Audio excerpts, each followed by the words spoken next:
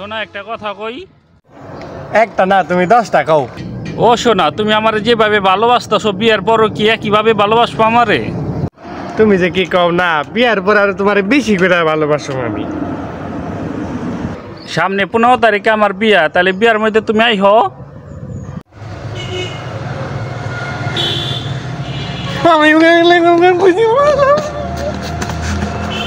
এরকম পাগলামি করবে, তাই তো তোমার আমি বিয়া করলাম না।